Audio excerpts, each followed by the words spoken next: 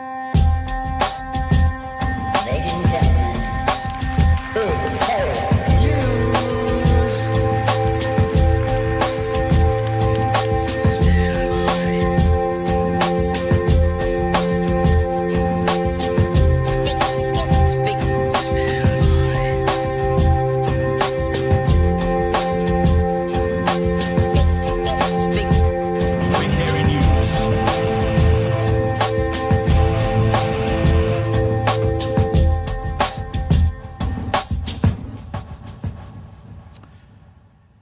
Hey, kia ora koutou e te whānau. Welcome back to another edition of Big Hairy News. Kia ora, Chewy. Kia ora, Pat. How are you, man? What's going on? What's Not too bad. crack-a-lackin'? Not too bad. Do you know what happened to me today? I realised that today was Wednesday when I thought it was actually much earlier in the week. I have less week to go. This is good news. Oh, what, you thought it was Tuesday or something? I thought it was there was heaps more to go. Yes, I can hear that. I can hear the ambient jams Thanks. that I assume you listen to casually. Just casually, nothing to see here. Hey, I got a really interesting show tonight. Now, I wanna put it out there because I know that some people are completely over TYT, and I am actually too. Like the direction they've taken around Trump and American politics is at best enlightened centrist. At worst, fucked. Sure, fine. However, Chewy, I watched an episode of Piers Morgan today, and I'll just bring it up, which one it was, that one right there. Anna Kasparian right there, or Kasparian right there. And you may not get this reference, Chewy, it's a sporting analogy. But sometimes when like a really good athlete, you can see they have a peak and they start to tail off. And somewhere in that tail off, they have a blinder. I mean, the classic example, I'm not comparing Anna Kasparian to Michael Jordan because he is the GOAT. But he went and played for the Wizards afterwards and kind of was a shadow of his former self. Then every now and again he'd pull out a 55-point game. Like it was like the Jordan at his peak skills coming out. And I was watching this episode, or actually listening to him watching the episode of Piers Morgan, and I just went, this is a falling star, and Anna Kasparian. Back to prime. You know, this is that athlete. This is Babe Ruth when he's got to the worst part of his career, knocking 3 or 4 home runs out of the blue. They find their form again, and it's really good. It's really good how she speaks to a spokesperson for the IDF and an American general who was on George W. Bush's team, and the general runs away from her. It's really good. It's really enjoyable as well. And I laughed a couple of times, especially when she called the guy from the IDF a welfare whore for taking America's money. So yes, exactly. It's a good watch. It's a good watch. The other thing we're going to talk about tonight is, it's not really a big story, but I guess the story about David Seymour and his language this week has been a story. And now you've got Winston Peters with this dickhead comment. It's not. I mean, whatever, calling someone a dickhead, whatever, not really a big deal. I do want to say, I think Samantha Hayes interviews him on 3, which is what we're going to, and it's an appalling interview. She is terrible at doing this. It looks like 3 News has started to do this thing where, like, 1 News just does news stories, news story, news story. 3 News seems like they've started doing this news story. Here's a little live interview. News story. Here's a little live interview. And it's just, it's an abysmal. It feels like either she didn't know what to do with it, or maybe she didn't want to talk about the dickhead comment because she also realizes it's not that big a deal and what she's going to say about it. So what I'm saying is we'll look at some terrible journalism shortly as well. That'll be fun, won't it? And other than that, Chewy, I thought we might do a little bit of an update on America. The F-bomb by Trump. Still there, and also, it's still there. At the moment, it's still there. Oh, okay. And a very interesting result in the Democratic primary for the mayor of New York. Very, very interesting. Yep, there you go. Give me that one. I have been following this guy's social media campaign. Has been top notch. And there are so many people reading so many tea leaves into this. Yeah. Is this going to be a big enough of shock to the Democratic Party to realise what people actually want is a little bit of socialism, as long as you explain what socialism is? Democratic socialism, maybe. Is this the death of I'm on blue team, but yes, I will take bribes? It's really interesting to watch the reaction. Look, we won't go into this now because we have the Honourable Duncan Webb waiting for us to have a bit of a chat. But I looked up Mandani before the show because I wanted to bring something, to the show. And what I came across was a clip from PBD, the Patrick Bet Davis podcast, which is one of the worst podcasts in the world. And we have featured it before, just showing how unbelievably stupid these people are. And they did a clip, I think this was a couple of days ago, only 12 hours ago, about the jihadi-backed Marxist New York City.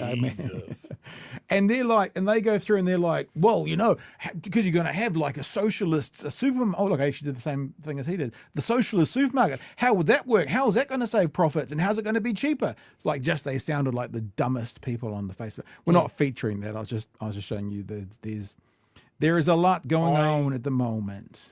I think it's really appropriate that there's a stormtrooper behind him, obviously a foot soldier for a fascist government, but in space.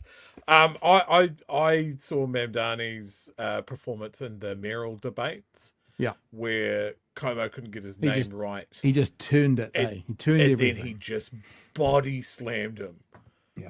It's really good. Now I should stress he hasn't won the election yet. He's won the primary. No. Yes, but he will. And there's talk of Como running as an independent now that he's lost the Democratic ticket. But we'll see. We'll see what happens. It'll be great news.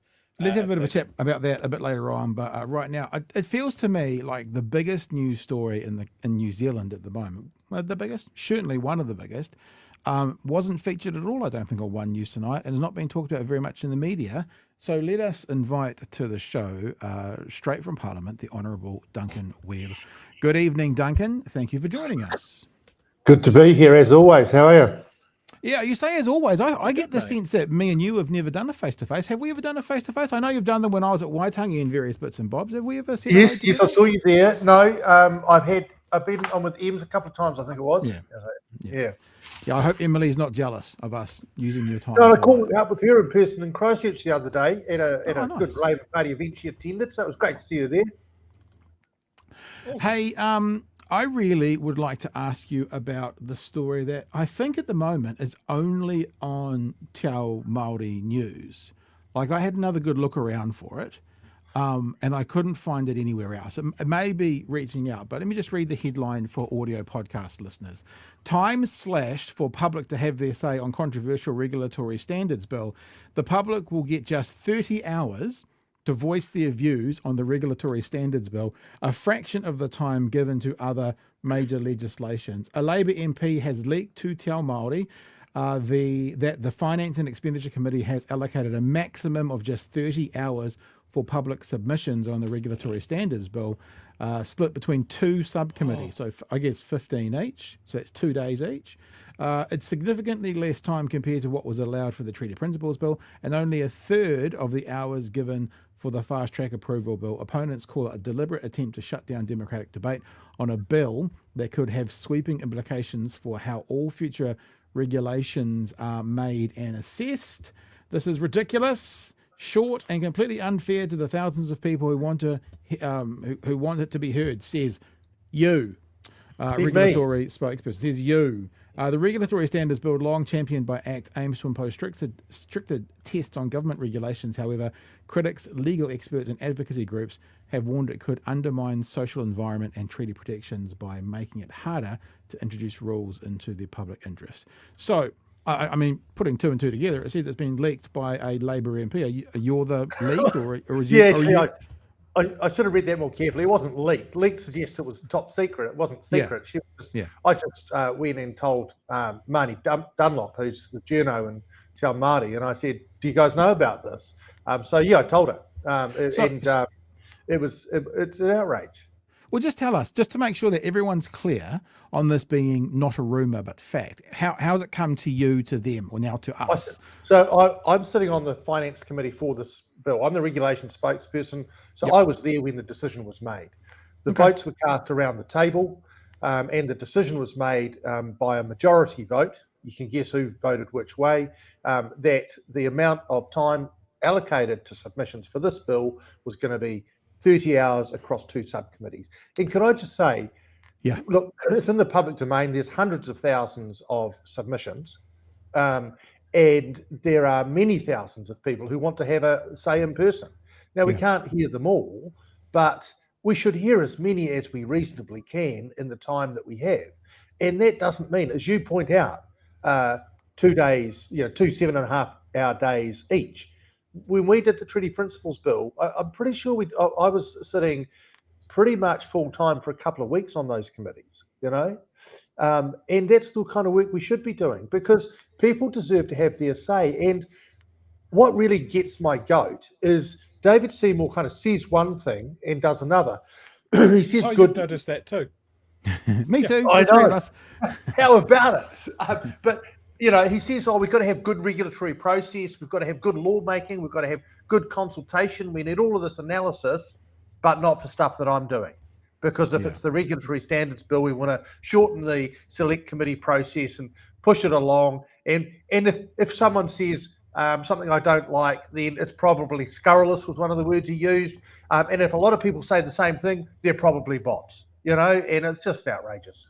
He is the embodiment of, I'm going to take my bat and ball and go home, isn't he? Like, he is the embodiment of that. Like, if it doesn't go exactly as he wants every time, he'll make it fail. Yeah, and the danger is that he becomes petulant, and the stuff he's been doing, calling New Zealanders, very prominent New Zealanders, deranged, causes outrage, and of course 90% of New Zealanders think it is outrageous, but he only needs 10% of New Zealanders to think that it's good or funny or amusing or something like that. And that's the problem of small party politics, right? Yeah, let's not also beat him up too much. 10%, 8%. Come on. That's right. Okay. Let's just be accurate. And also something we found out the other day, Duncan, I'm sure you're aware of this, that ACT is not rated in Epsom. Epsom voted, ACT was their 4th pick.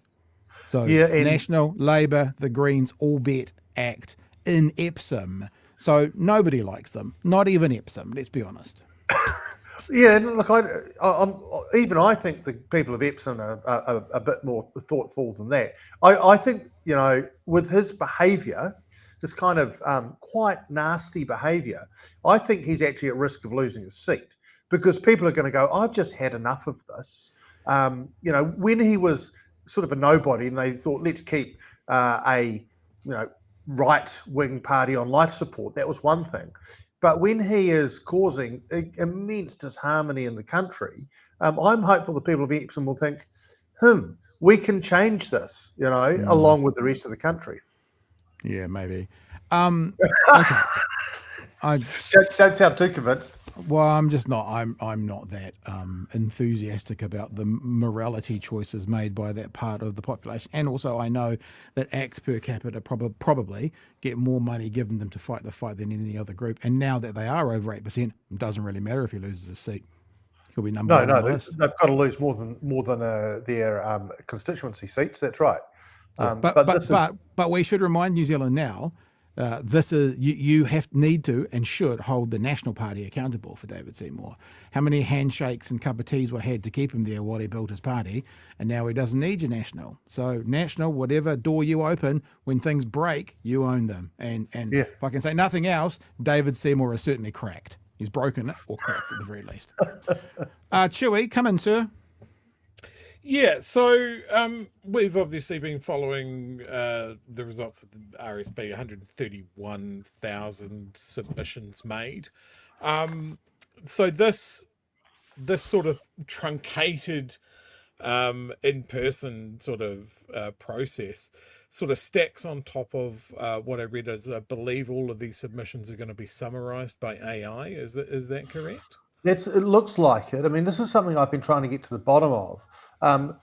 what we had this estimates hearing last week, scrutiny week, if you followed it, and we had the chief executive of the Ministry of Regulation in, and I put to her exactly what's going on in a public session, and it looks like there'll be an actual human kind of categorising stuff going. That's in order. It's an actual submission. It's a real person who submitted it, and then they will feed it into an AI machine to which will then be able to see what its sentiment is, whether it supports or opposes or is somewhere in the middle, and also kind of extract the main arguments. And so that they'll use it for that analysis work. To be fair, 130, and it'll probably be more once they're all counted up, right? Because that was an early number. 130,000. That's a lot for a human to read. But you would hope that there's a good lot of genuine analysis. And one of the things I want to do, and I want to do as soon as I can, is start reading some of the real key submissions, the submissions that I know people have made whose views I respect, because we don't want those just kind of put through a machine. Yeah, absolutely. I wonder if 30 hours is not enough time for Tanya Waikato just to make her submission quietly. I think she's going to be there for several days. Now, it does say in this article on Te Māori that the regular, the other bills that have gone through, a third of the time given for the fast track approval bill. Now, I wanted to double check with you because the government has still been trying to move this all quite quickly. So is 90 hours, because that's obviously 3 times, a third of, is that your standard sort of, like, what's your general bill? What kind of time frame does it get for oral submissions? If it's a significant bill and it needs to be aired out, what's your general standard run-of-the-mill sort of hours you'd give to it? Well, fast track was actually 100 hours. So, and that's a pretty good indication because that was a bill that the government was determined to pass. The principles of the treaty bill, that was 80 hours. But, to be honest, it was a bill that was doomed to fail. So in some ways you wanted to give it a fair and honest crack, but you knew which way it was going, so you didn't want to overcook it. But so there's 2 indications, right? But this bill here. Hang on, just wait for a sec, because they're 2 pretty controversial bills as well. What about, and they're 2 controversial bills under this government. Like, if we go back to the last government, just give us an idea of what's your general hourage that you would give to submissions. Like, is it 50, 100, 80? What would it be? We went to the end of life choice bill. Okay, yep, it's a good one. We did. And I sat on that committee, Justice Committee, I think it was 2017. We sat through literally hundreds of hours. It was a slightly different world because we travelled. We didn't use Zoom at all, I don't think. But we travelled around the country and did hundreds upon hundreds of hours. And I guess that was a conscience bill. I'm pretty sure that we made a point of listening to everyone who wanted to be heard on that one. Which would feel like the democratic way. Yeah. Just quietly. Yeah. I mean, also interesting to know that a bill pushed by David Seymour got hundreds and hundreds of hours with end of life bill, and then one that he's pushing now and knows is unpopular gets 30. It's an interesting observation. Yeah. I think you're very very astute. It is 30 hours is derisory, right? It is disrespectful, and even if you went through and kind of filtered and wanted to make sure that everyone who wanted to be heard was, a substantive submitter and not just going to, say something not constructive or, thoughtful. Even then, you couldn't. This is nowhere near that. So it's just utterly disrespectful to the parliamentary process and to kind of democratic voice, because it is overtly not doing our best job. It's lazy. We had Craig Rennie does a podcast every Thursday morning, and his one coming out tomorrow morning is looking at the Green financial fiscal strategy. And so he had Chloe with her today, and we recorded it this afternoon. And she said, we talked 2 minutes. I didn't want to take time away from Craig, but we talked for 2 minutes. And she said something about this bill to do with they're trying everything they can to get in the way of democracy, is what's happening at the moment. And this is the latest example of it. Yeah, which is ironic. Coming from the party that constantly talks about democracy and the will of the people. one of the principles in this bill is that you don't legislate unless it's necessary. It's kind of the rule of least intervention. You use the hammer of legislation only to crack something really big. And yet his own department, in assessing this bill, said, you don't really need legislation to do any of the stuff you're trying to achieve. All of this quality tools, you don't need legislation. You just need a cabinet minute, or you just need policy guidance.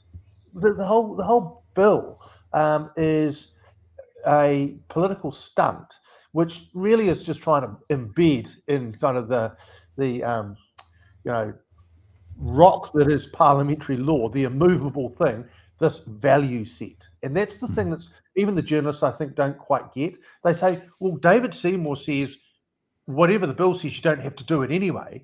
And it's really hard to explain that that's not the point. The point is that it says this is the value set about how we make our law, and anyone who makes law has to justify a departure from it. And that's a powerful thing. We heard whispers 2, 3, 4 weeks ago that Winston mightn't have been all that happy with this bill. Is this going to pass, Duncan? Look, the coalition agreements, both of them on both, the ACT Party has in their agreement, and in the New Zealand First Agreement, it says we will support the passing of this bill, of a regulatory standards bill.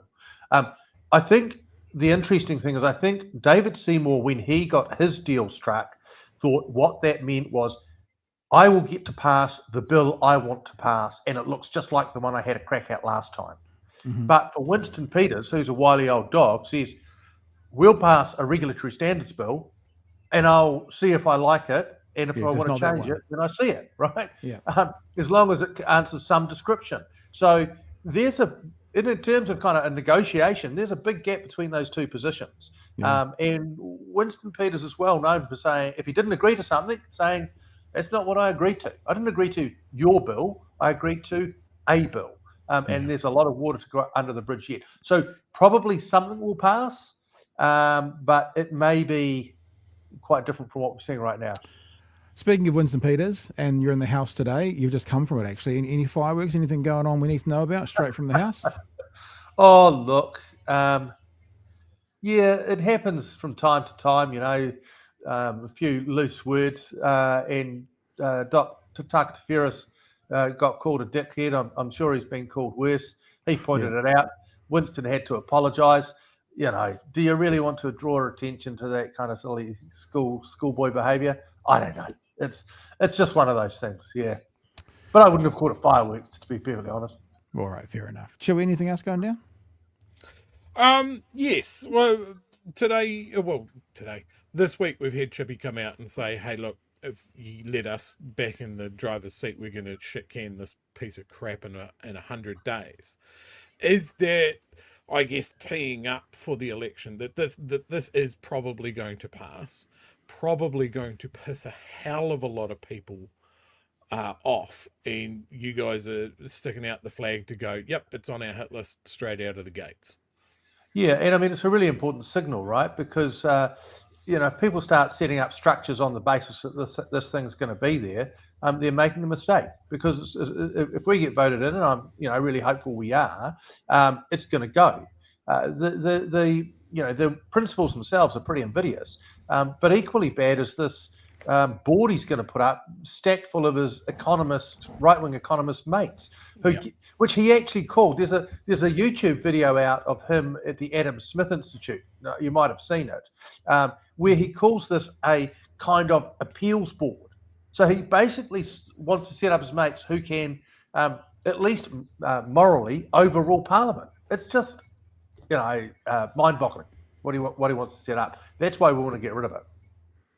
Yeah, that was the conversation we saw when he talked about Labour's Smoke Free 2025 being evil. That was at the Adam Smith Institute. Yeah. And good, and he says these things, with that kind of schoolboy humour when he was rolling off the line about how smokers are fiscal heroes, right?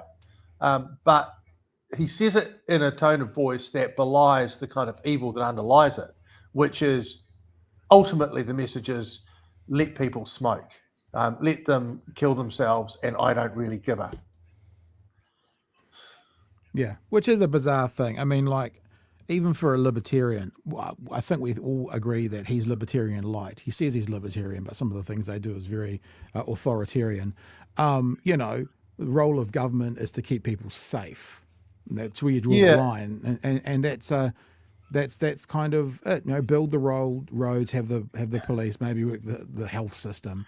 But even then, you know, libertarian economics in the 1950s was one thing, but kind of psychology and economics has come a long way since then, and we understand that even the most ostensibly rational person is influenced by a whole lot of things which they don't understand, and that's why they make poor decisions and become addicts and all of those sorts of things which need government intervention, either heavy-handed, like smoke-free, or just nudging, like various tax incentives and so on.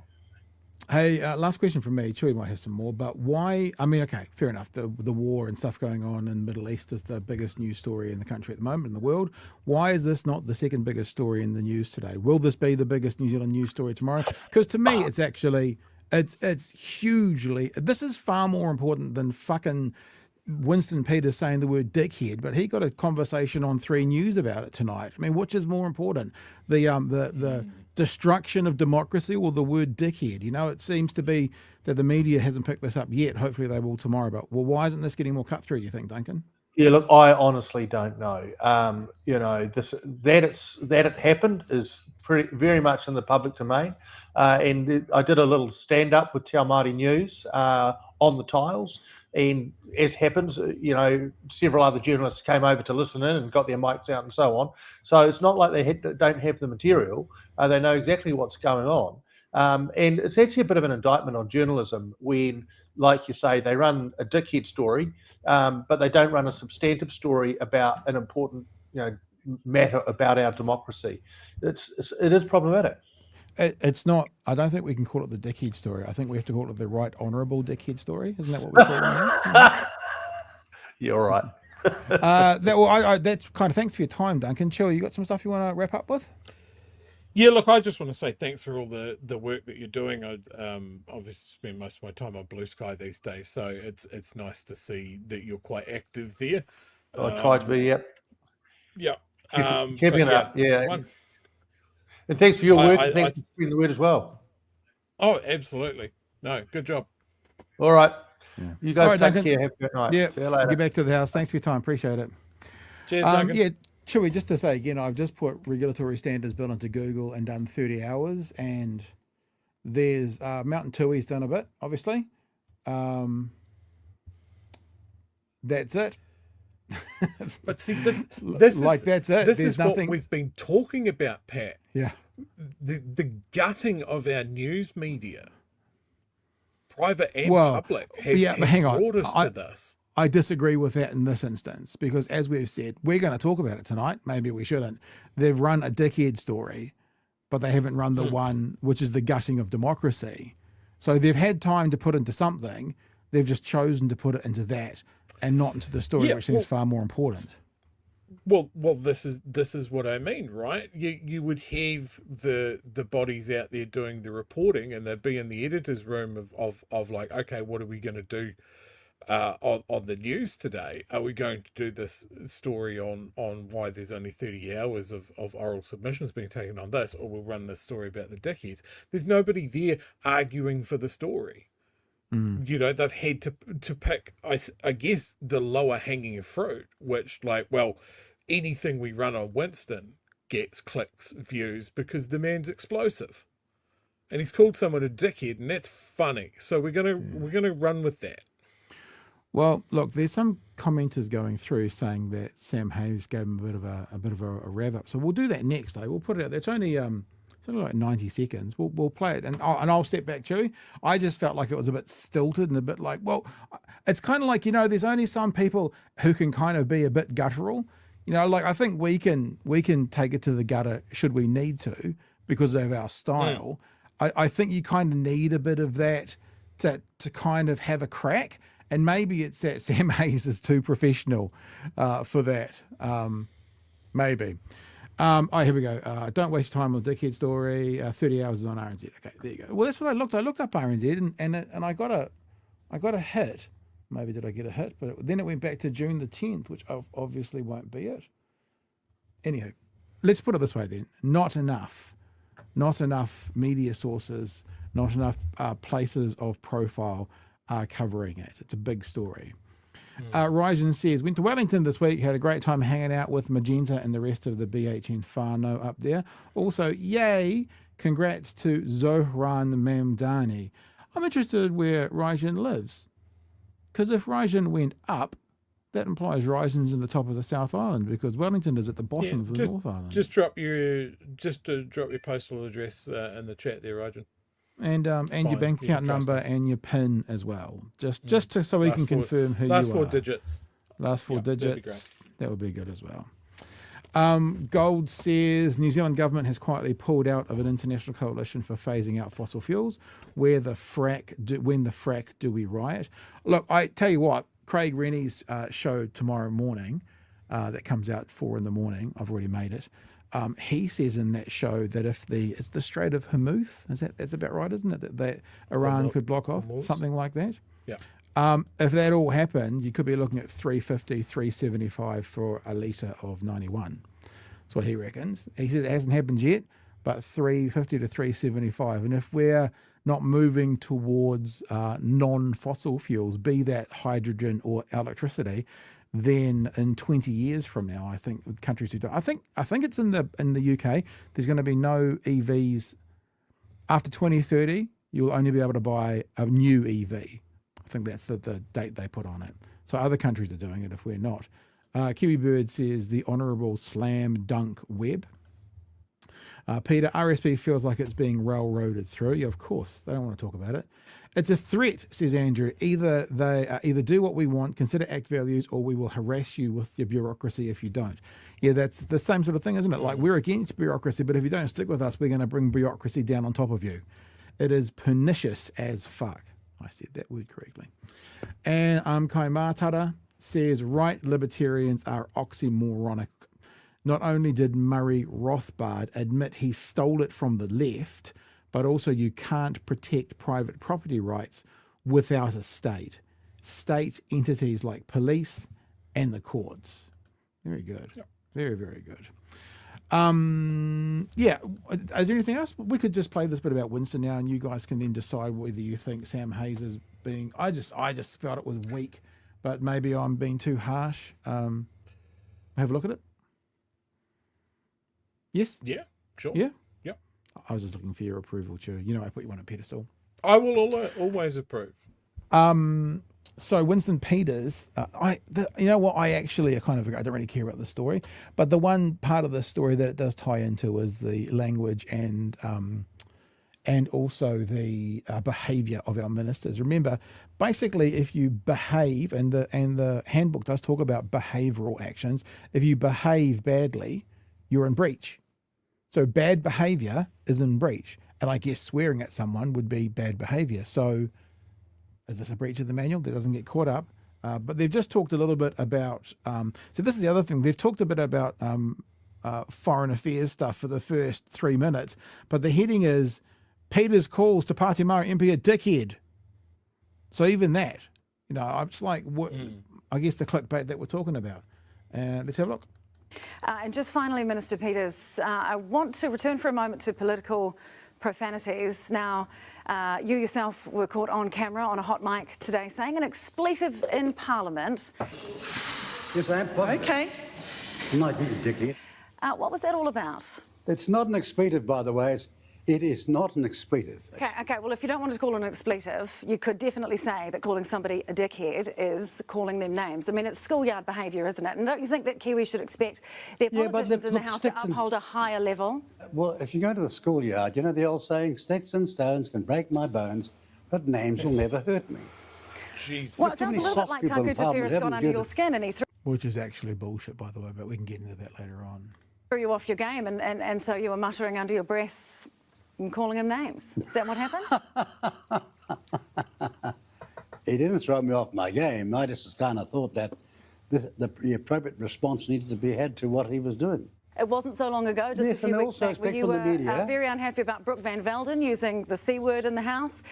There was a protester who was calling you names while you were out and about at a press conference, and now it just seems like a change in standards, Minister Peters, when you use a word like that yourself. No, it's not a change in standards.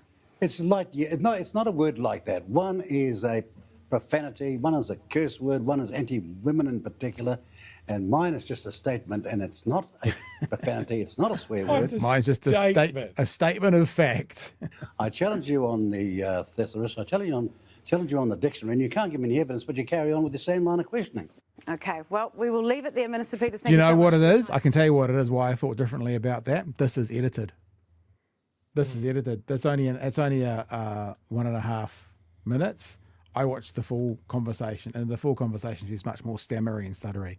But, you know, look, I know I'm almost being a hypocrite by saying, why are we focusing on that while we're focusing on it? But one of the things we do is we do commentate on the commentators. We do focus on what the media is talking about. And in this example, the media is talking about dickhead, and they're not talking about regulatory standards bill, which we just spent 25 minutes on, Chewy. So fair play. Yeah.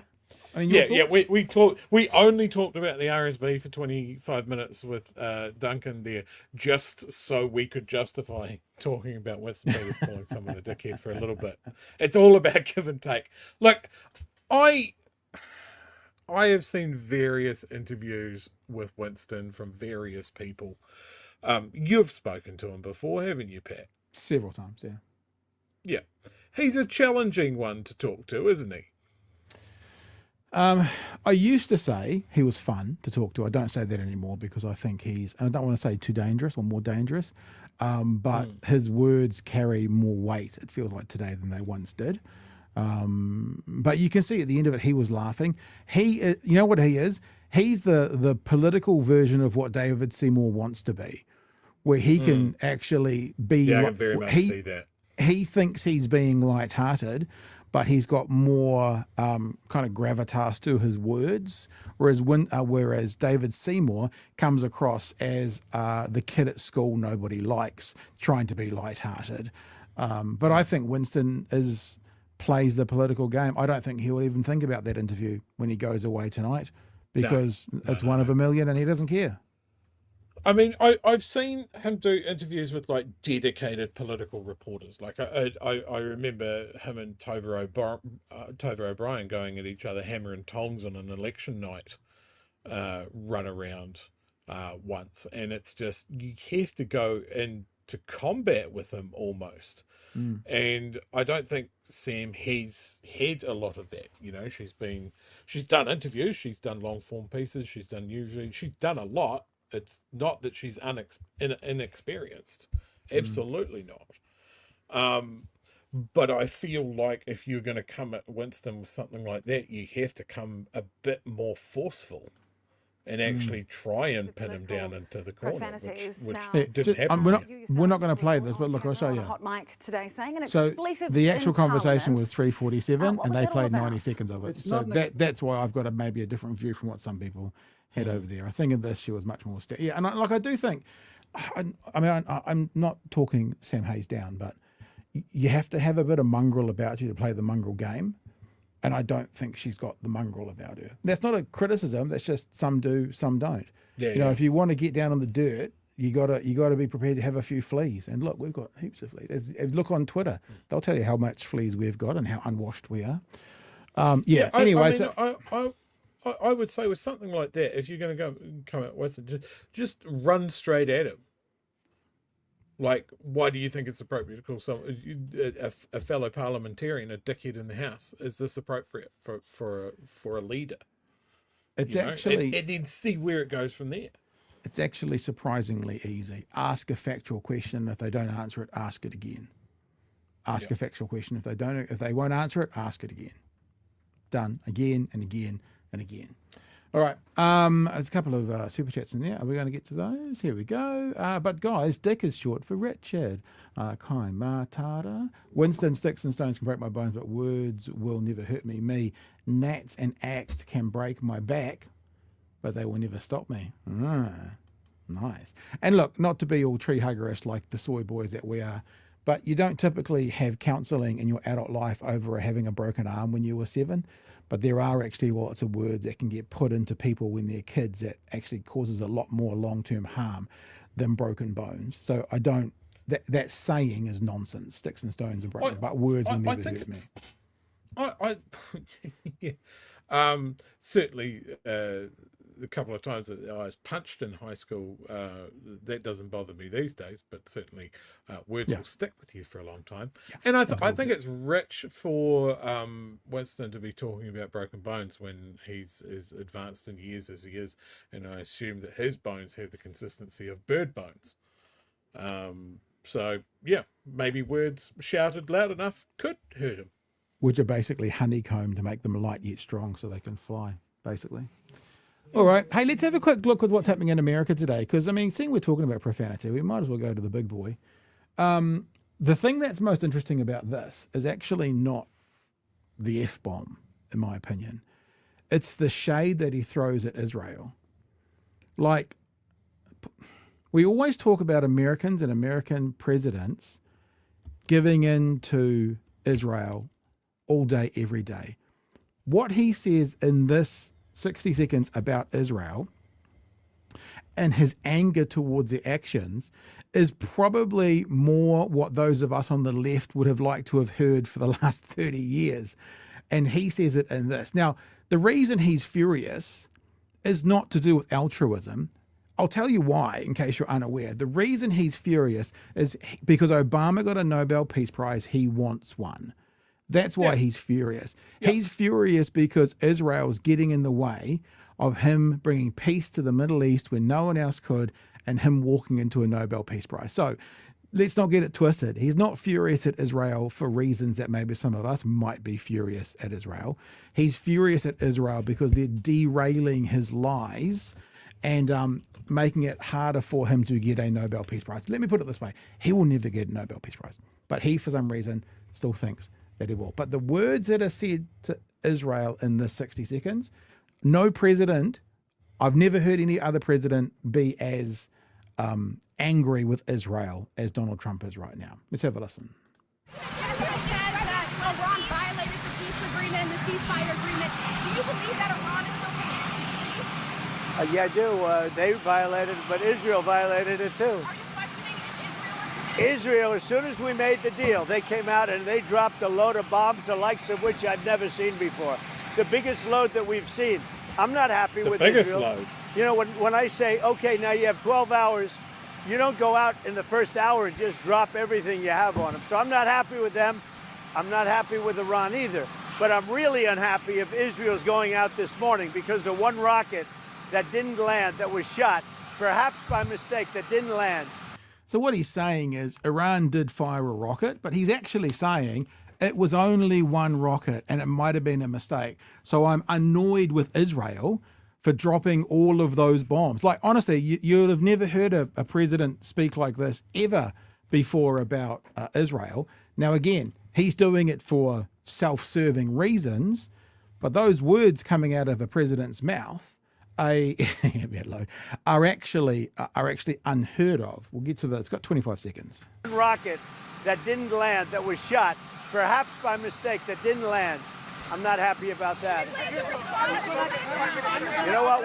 We basically have two countries that have been fighting so long and so hard that they don't know what the fuck they're doing. Do you understand that? I think I understand that, Chewie. Do you understand that? Just in case, so we can let him know we understand. Is that the first official presidential fuck caught on camera? No, I don't think so. There's been others. No, let's devote the next 30 minutes to the fact that Trump dropped an F-bomb. But hang on, remember, and look, this won't happen, but remember, Fox News for days and days and days went off at Obama for wearing a tan suit.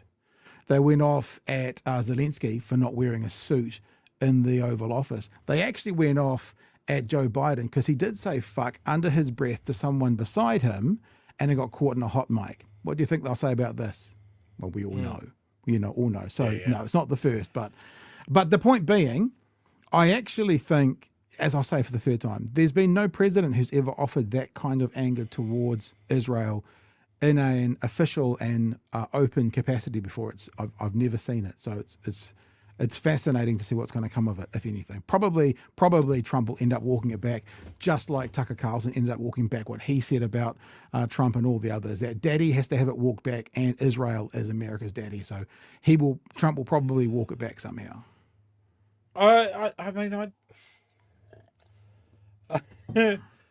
I'm just amazed that he thought that he was well on his way to a Nobel Peace Prize because he solved this war between these two antagonistic countries. And he thought that Israel, a country that famously has never stopped, never seen limits on it, attacked all comers, doesn't listen to limits even from America because the arms and the money keep coming.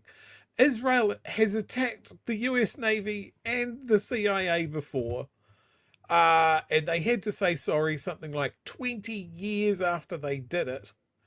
And then Iran, a country that was bombed without doing anything, they don't seem too happy with the ceasefire either. So why didn't these two countries, just such strong enemies, not stick to whatever Trump shat out on Truth Social? That should have sealed the deal. No wonder he's pissed. Did they not follow his truths? The expectation of some people to have a narcissist be balanced and self-reflective is going to take a while, team. Is going to take a while. This is going to be the dumbest chapter in a history book at some point. Nixon was the first president to be caught swearing in a recording. It was his Watergate recording, so it's a little different, says Paul, the other one. Right, now we've had... Actually, I just remembered another.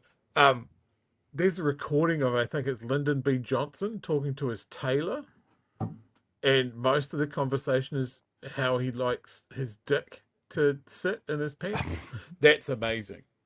You can look that up. Very good. That'll be on my bedtime reading. 100%. It's funny. Let's now finish with a little bit of good news out of America, shall we? This is a little clip from the acceptance speech from Zoran Mamdani. Tonight, we made history. In the words of Nelson Mandela, it always seems impossible until it is done.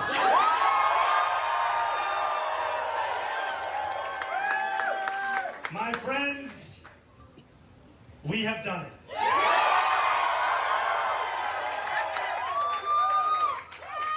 I will be your Democratic nominee for the mayoral election. An hour ago,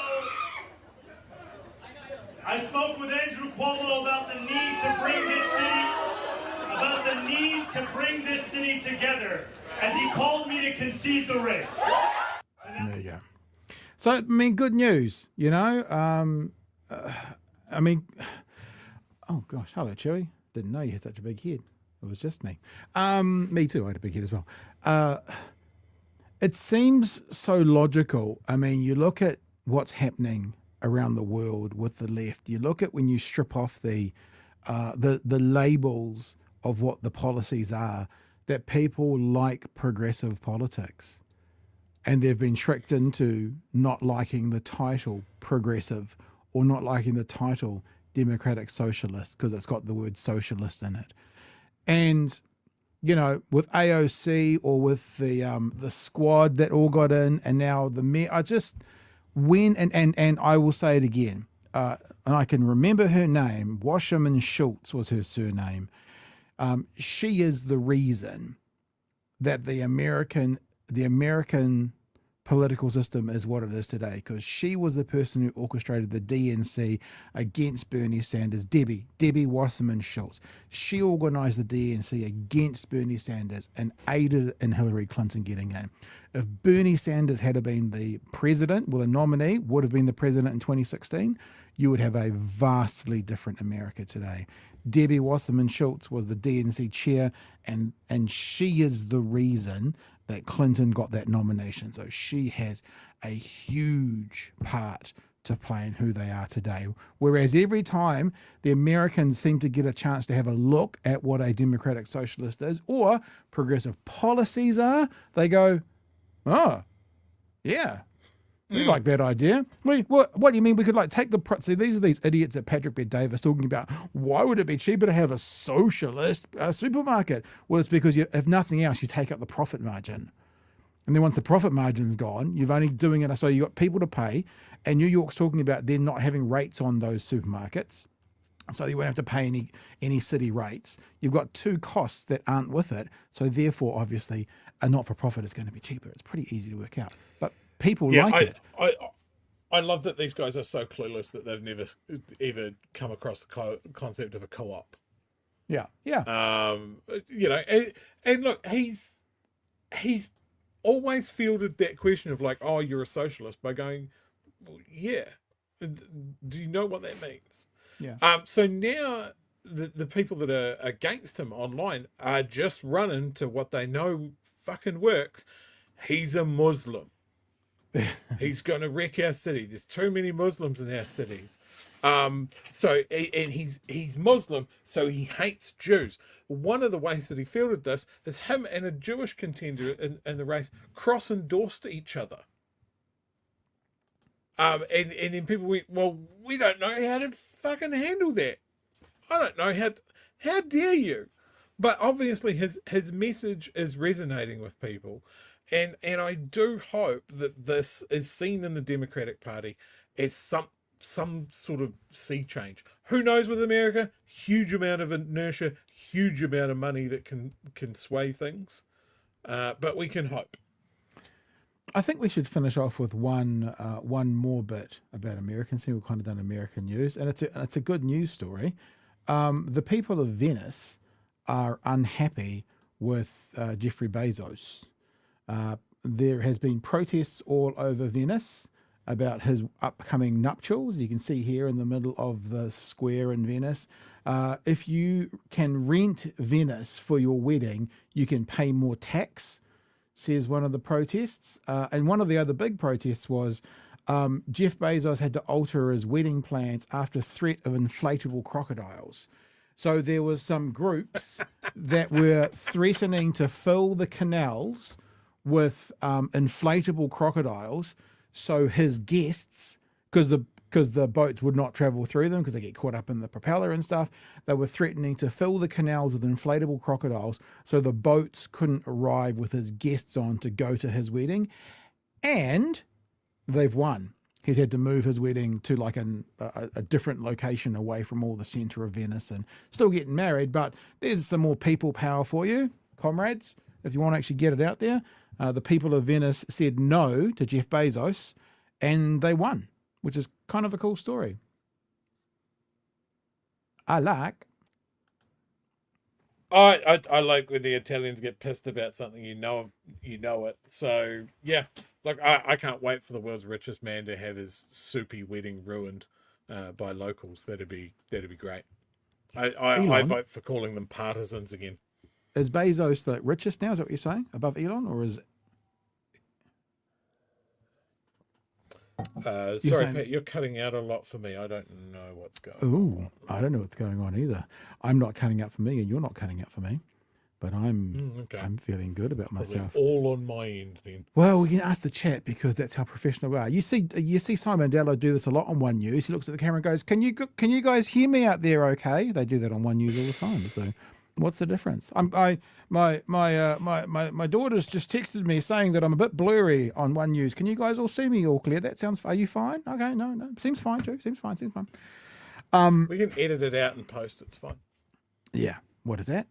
What's editing and post? I don't understand what that is. Hey, now look, I want to share a story with you. Now, I know there is going to be a percentage of you in the chat that are going to roll your eyes and go, "Ugh, Anna Kasparian. Oh my God, I hate this. I hate the young turds. They turn to the right. Their whitewashing of Trump." And I'm like, I'm with you. I'm with you, kids. Like, honestly, I'm with you. However, like I said at the start of the show, right?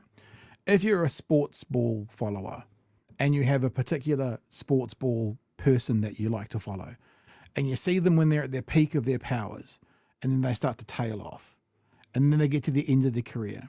And then at the end of the career, for no known reason, they have one game and they are performing like they're at the peak of their powers again.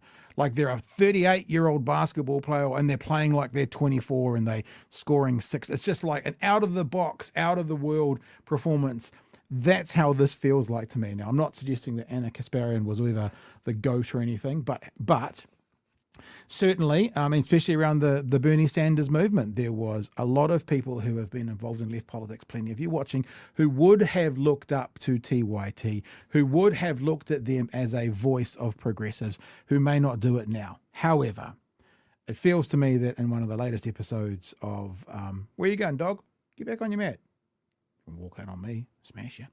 It appears that in one of the latest episodes of Piers Morgan, she had that performance. At least that's how it feels to me, and I actually believe you're going to enjoy it. So this is General Mark Kimmett.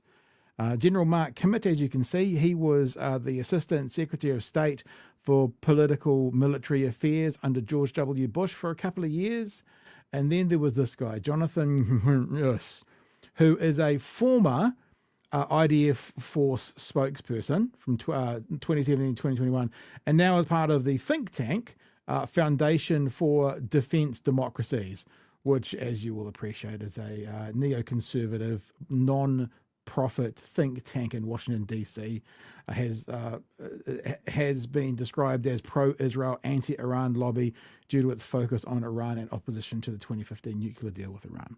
So they're the people who are on this panel with her.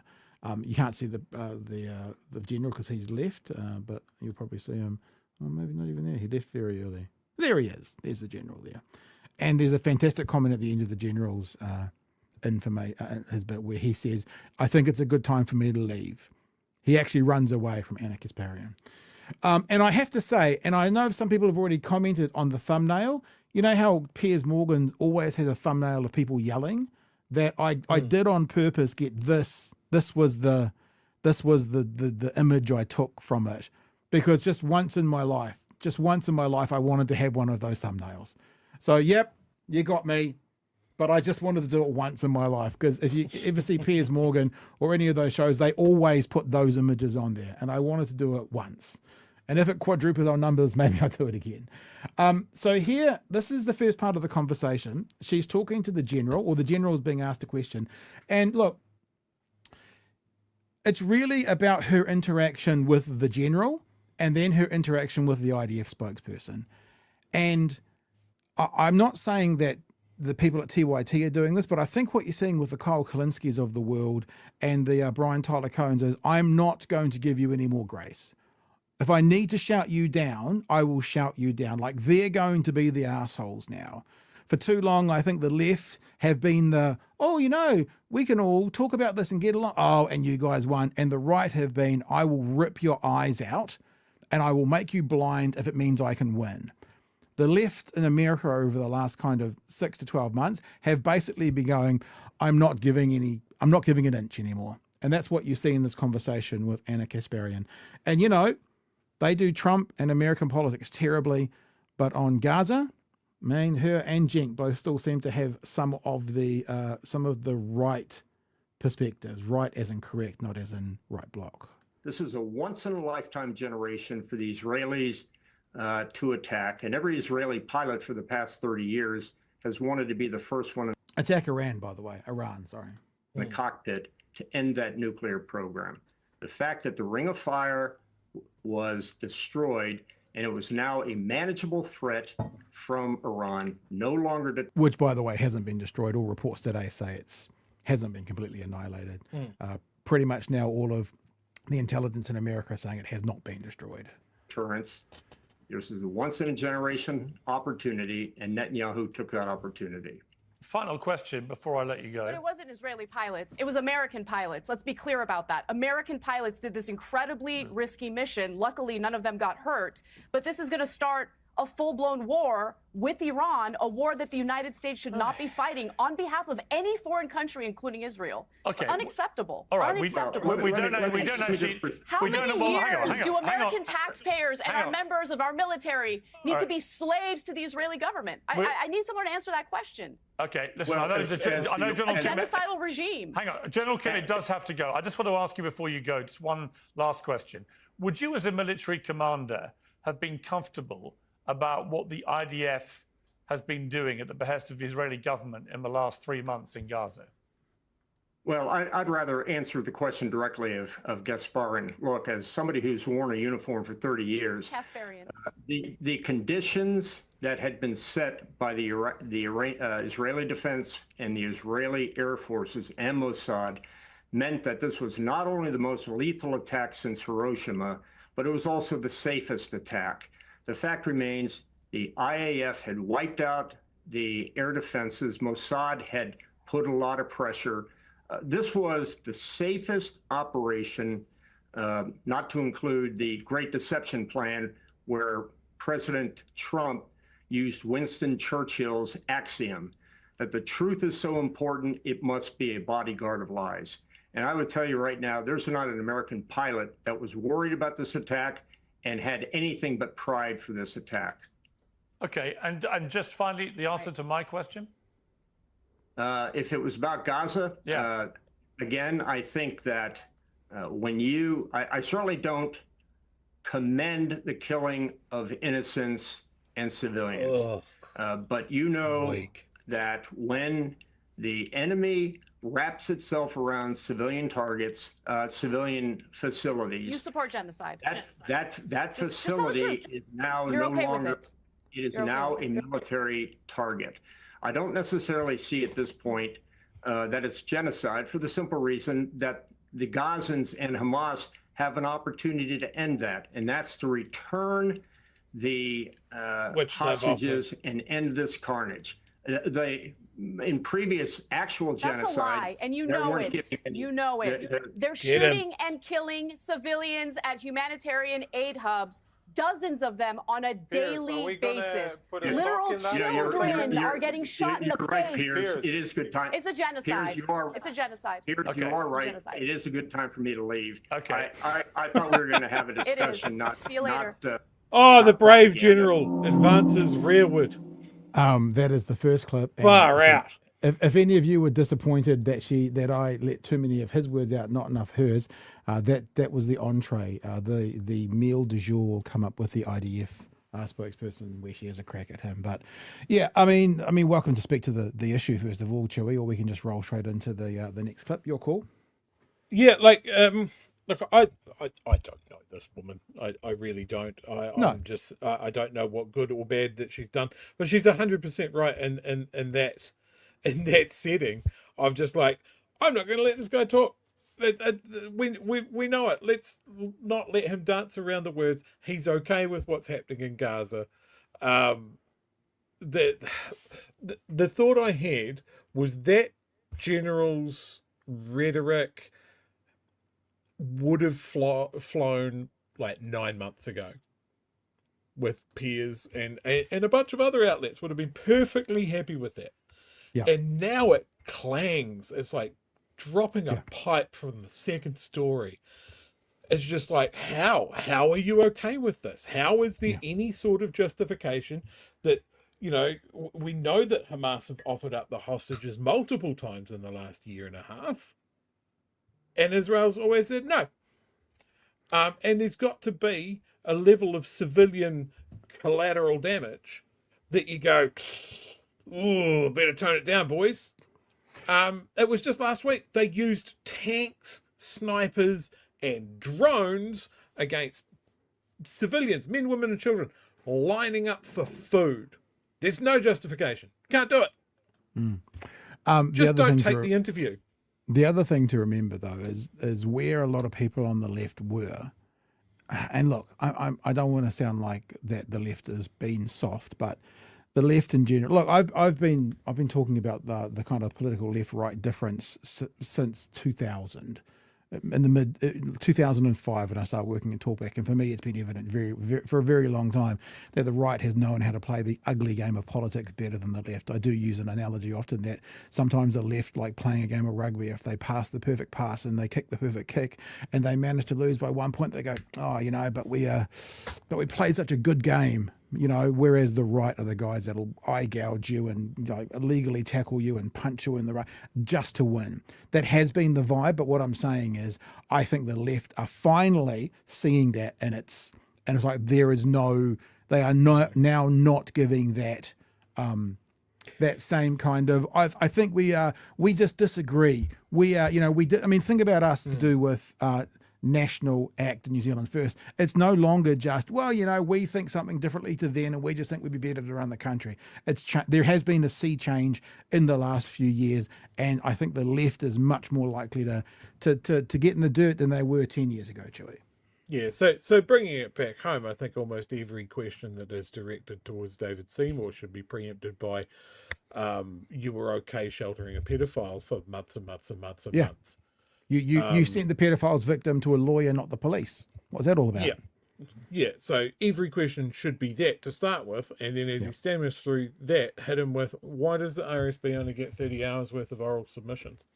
And then when he stumbles on that, then you hit him with the pedophile question again. But does that really work? You sheltered a pedophile for months and months and months and months and sent the victim to a lawyer, not to the police. Why is a regulatory service bill only getting 30 hours of submissions? Is that not a bit jarring? Does that still work? Oh, I don't think that's fair, Pat. Okay, well, I'll rephrase my question. So you sheltered a pedophile from... just keep on. That's the first question. Rochelle wants to know who is the Muppet in the middle. Just to remind you all, the Muppet in the middle, there's a guy called Jonathan. He is the international spokesperson for the IDF from 2017 to 2021. Now works for a think tank that's basically sees how far it can stick its nose up Israel's arse every single second of the day. So that is who the Muppet. Not that far with a chin like that. That's really going to just narrow down the depth. He is the Muppet in the middle. And again, much like yourself, Chewy, I don't have a lot of time for Anna Kasparian. But, if we're going to congratulate Mark Mitchell this week on making a statement that was the right statement to make towards Destiny Church, when you see a fading star of the left, because there's no question 10 years ago TYT were stars of the left, a fading star who maybe has changed positions because of money, who maybe has changed positions because of age. I don't know. Some people are going to be offended by that, going, I'm 64 and I'm still progressive. Cool. When they return to their roots, we can still look at it and go, great. That was a great piece. So here she is talking to the IDF spokesperson. Well, yelling at the IDF spokesperson. I've got 2 clips to play here. Even though I've never met the person who is constantly interrupting others, I don't think we've ever even communicated on X, but I can feel your frustration. No, don't interrupt me. I can feel your frustration. I can feel how sad you are. I can feel how difficult it is for you to see Israel teaching the Iranian regime a lesson and Israel winning on the battlefield. I can understand that it's frustrating for you. I can understand that you're having a tough time dealing with reality. You have to actually address the substance of my argument. Why are IDF you soldiers seem shooting as and if you killing are children totally at humanitarian aid hubs? on You Israel. genocidal prick. And frankly, Can you answer really that your question? talking points are tired. The whole world I'm not sees here you to guys answer for what your you are. questions, Just keeping it Mrs. real. Interrupter. I'm not here to answer your questions. your own damn Last time I wars. checked, this wasn't your channel. This wasn't your channel, and you've Biggest done nothing welfare but whores interrupt in the and world, talk nonsense. constantly taking from the You've American only been people, talking nonsense so both far, in the and I've been form of sitting here and American listening lives and quite in the form of politely American to your taxpayer nonsense, dollars. and Pay you for your keep own on damn screaming weapons. All right, over guys, me we need to as hear if you're right. individually disgust me. talking.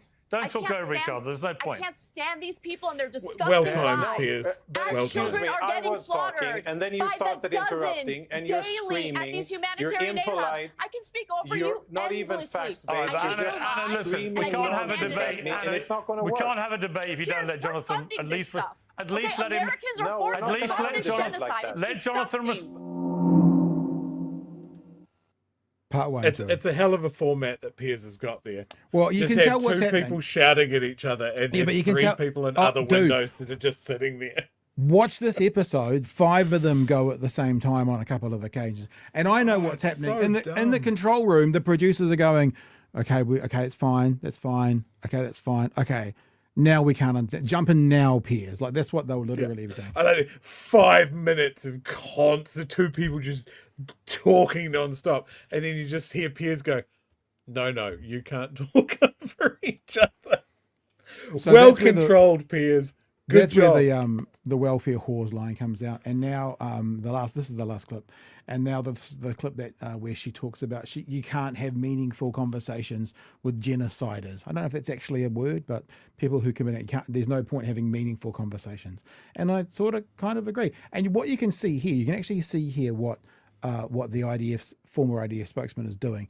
This tool that is being used of staying calm, staying monotone, saying that's not true and moving on, making the other people, you're trying to make the other people look like they're sort of a bit mad, but actually the other person's passionate and on point for this one. Here's one more.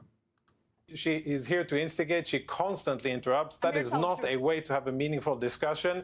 And if I'd ask you to kindly, put her in place so that at least I could say 2 or 3 sentences. Put her in place. That's the first thing. Now I can understand the frustration of so many people that are Israel haters disguising as liberals, disguising as humanitarians. I can see and feel, and I even have compassion for your feelings that you see the great empire that the Iranians built against us. It is being decimated piece by piece, and there is nothing you can do to stop it. That's interesting, though, because that's not what Israel's been saying. He's saying that Iran's been decimated and destroyed piece by piece. That's not what Israel's been saying. Israel's been saying we just want to stop the nuclear issue and then we're done. So there's some mixed messaging coming out here. That has he been flustered by Anna, and is he now giving away, is he saying the quiet part out loud? Actually, our plan is to decimate Iran and destroy it piece by piece, because that's what he's just said. But that's not either America or Israel. Probably closer to the truth than anything else. But that's what I'm saying. I think when you look at what Israel has done to Gaza, you can see what a methodical country that can be. Like, there are urban centres. There is not a building left standing as far as the eye can see. They have hit everything. Yeah. They have been systematic in the fact that they told people to evacuate one end. Then they told them to evacuate from the middle. Then you're down the end. You've got to evacuate back, and just filtering like you're pushing flour through a sieve. And they're just cleaning up targets. They're methodical. They plan. Like their initial strikes on Iran, they proved that they could hit people in their beds. They knew where they lived. They knew when they left. They can be pinpoint accurate, or they can put an entire people through a meat grinder. I think anything where they say, "Oh no, we're just going to be restrained," should always be looked through the lens of, you don't want to. You want to open the gates of hell on whoever you want to go after.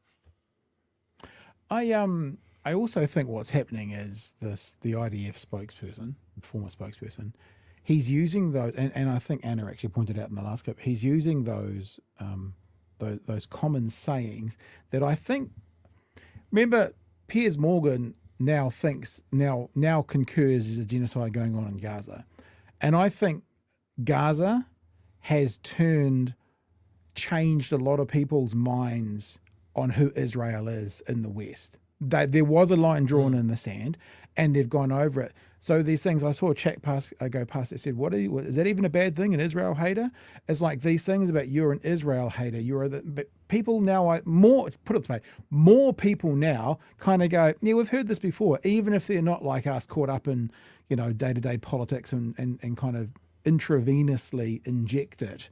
And I don't think it's as effective as perhaps it once was. Let's get to the end of this, because I think she has at least one more crack, and then we can wrap up.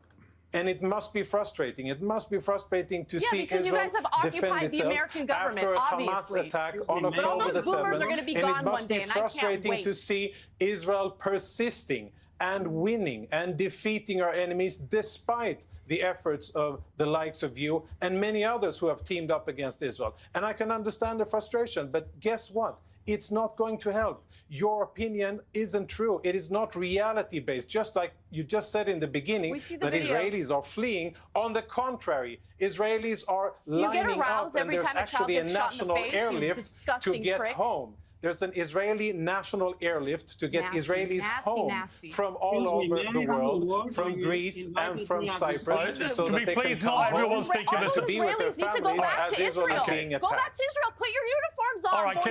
I'm now going to go. I'm going to bring in.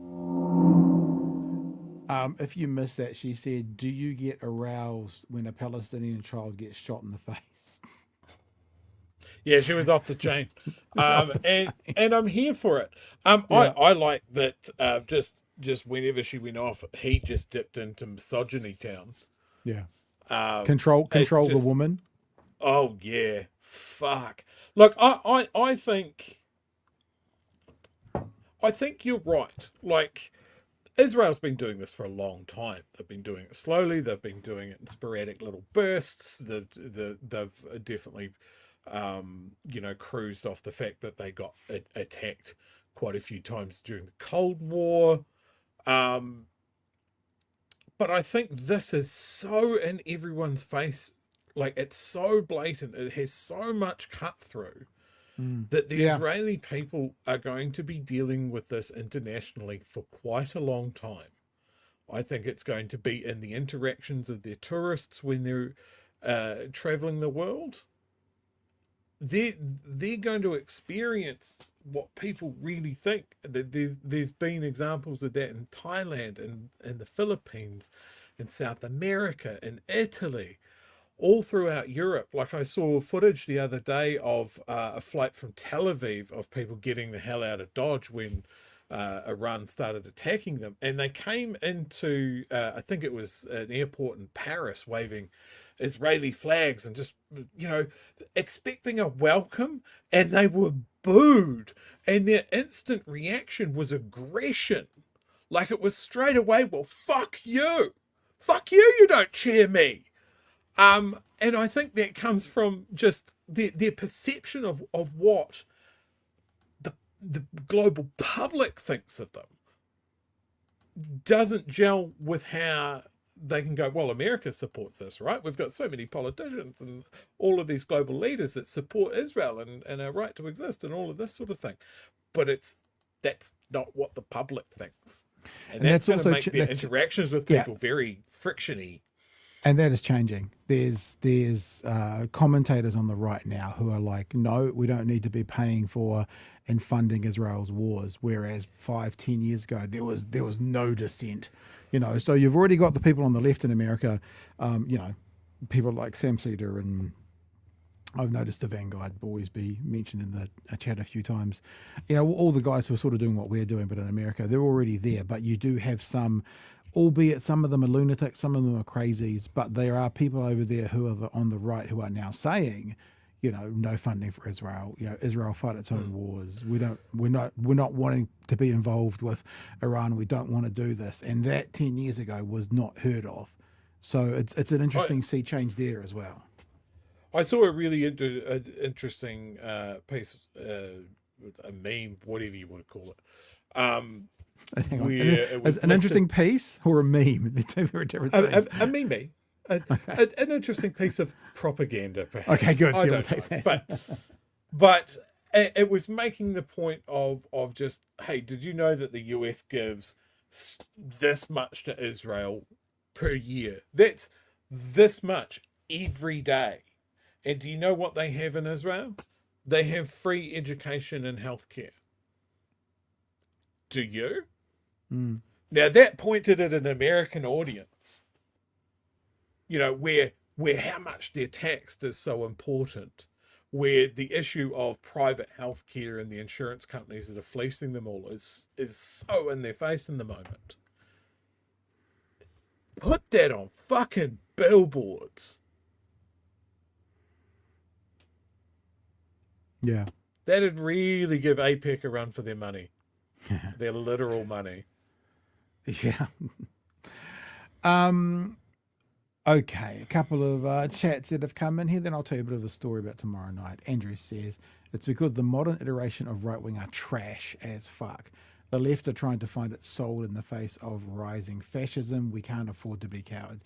Yeah, that's maybe. Okay, I'm just thinking about this for the first time, and maybe I'm being a bit too kind of oh, Pollyanna, but maybe the left have finally seen a cause that's worth fighting against. Like for a long time, it was like, well, they have a disagreement with us, but we're still brothers. But maybe now with the rise of authoritarian and fascism, you're seeing a rise up on the left in response to that.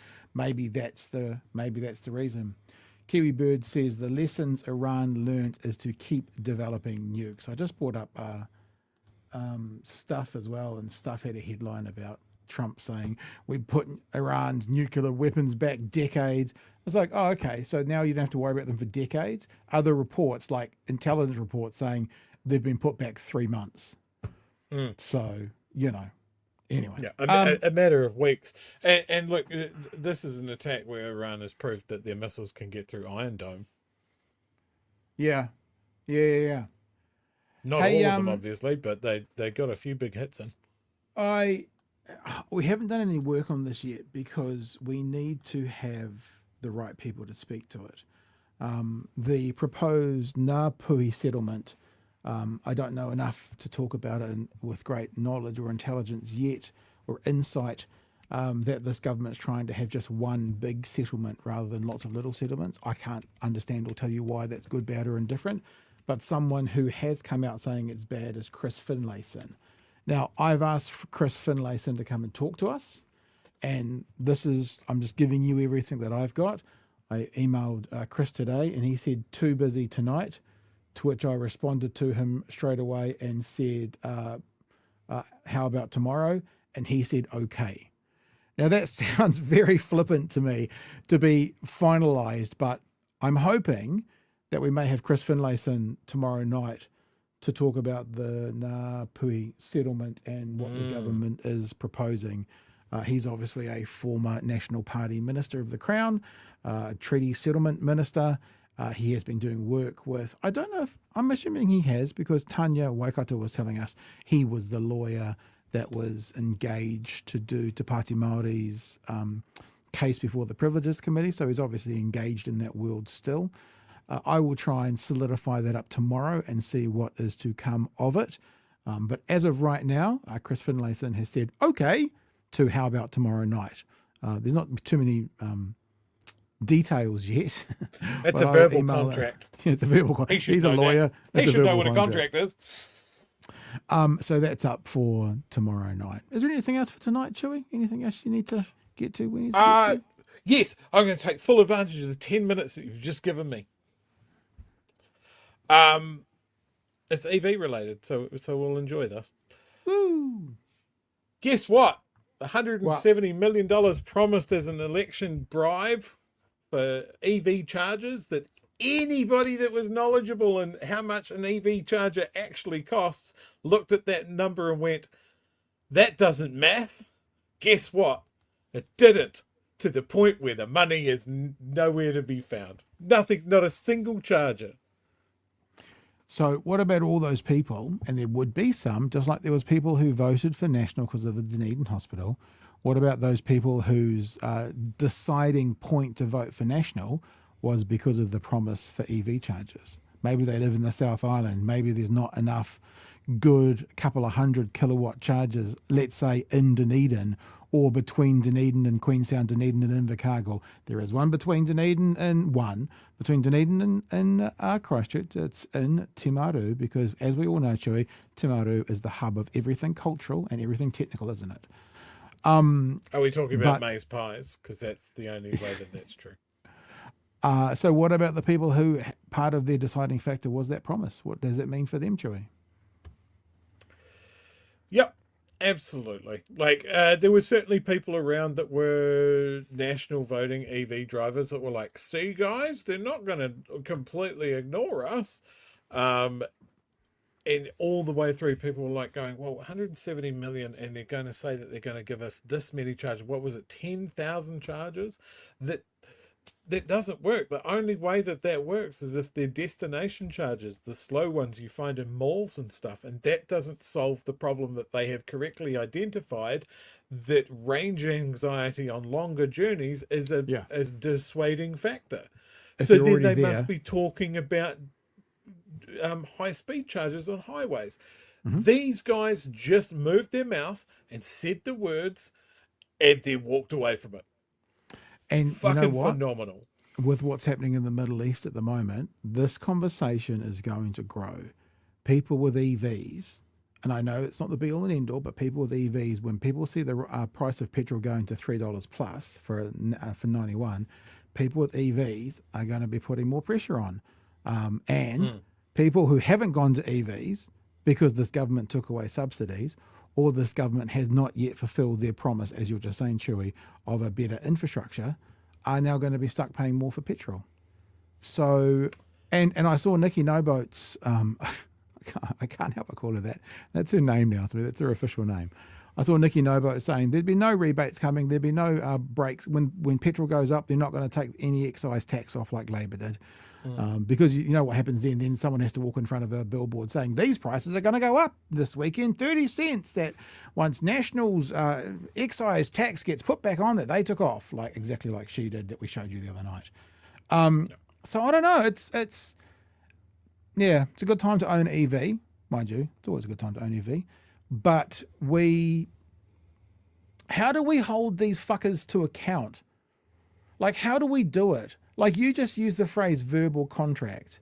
When is a promise made pre-election able to be actioned by the public? I guess at the next election is the answer, isn't it? When it's like, you made these promises to us, you made these verbal contracts with us, and here's 7 that you haven't fulfilled. I'm suing your ass.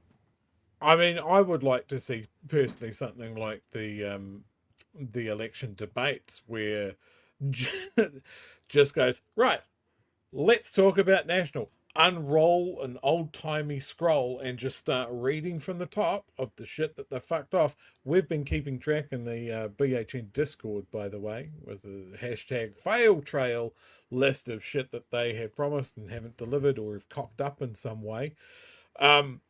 I would say that this next story is definitely one that we're going to add. This is Shane Jones coming up with another unhinged thing to say.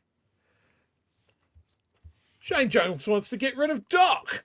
Of course he does. He wants to get rid of the Department of Conservation. Then he can mine anywhere he wants. Exactly. And there's certainly something that New Zealanders can correctly recognise as having very little value to us. That's our natural environment. We certainly don't stake our national identity on clean rivers and pristine rainforests and weird little birds that don't exist anywhere else. They don't matter. What matters is that we get 2% royalty on a big fucking hole in the ground. Can I ask one question? Shane Jones is a fucking menace. Just scroll back down, show me the photo. I'm just wondering, at what point are we going to officially discover the blue meth that he has been cooking? Like, at what point will that come out? Just out of shot is a violin case with a Tommy gun in it. Yeah. All right. But yeah, this, there's another photo doing the rounds of him with a Make New Zealand Great Again hat and a drill baby drill. Like, it's gross. I can't think of another word for Shane Jones other than gross. Maybe corrupt. Corrupt would be another word. That would be one that would be those two would be ones that we'd want to be careful of potential legal action over. So, yeah, we wouldn't say that, I don't think. Oh, well, we'll just brush over it then. A hypocrite and sellout. Those would be other words that I would use. Cal says supporters of war need to watch Waltz with Bashir. Have you seen that show? I haven't seen that. I wonder what it's about. I'm not familiar with that, but I did add it to my list. Just then. All right, guys. I think we're done for the night.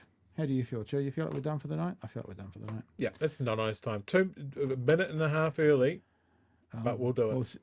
And we were a minute late as well because someone's technologically wasn't quite going rightly as well. Under the bus. Team, we'll catch you tomorrow night. Will we have Chris Finlayson? Dun, dun, dun. I guess we shall wait and see. But of course, me and Chewy will almost definitely be here if Chewy's tech is all working. I mean, that's I love that we can get national MPs to talk to us as soon as they're not in Parliament. It's great. It's not a theme at all.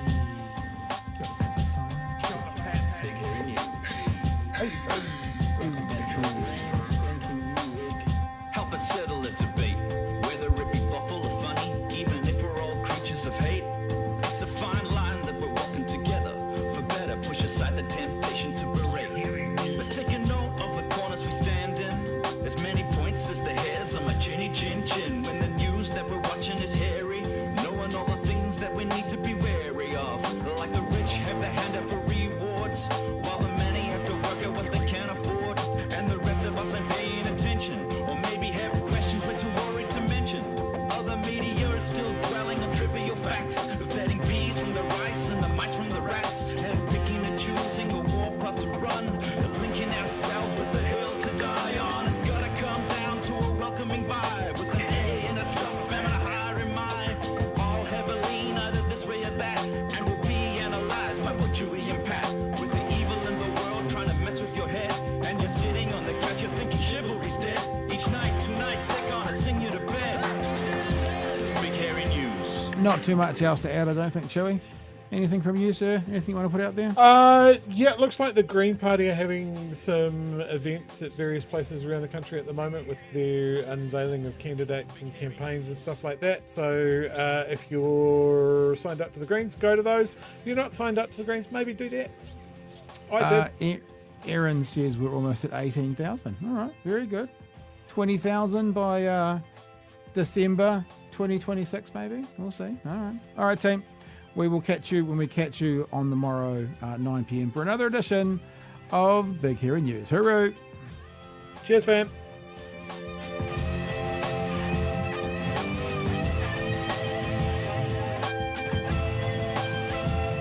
Oh, I just missed the Greens drinks. They were tonight. I'm bad.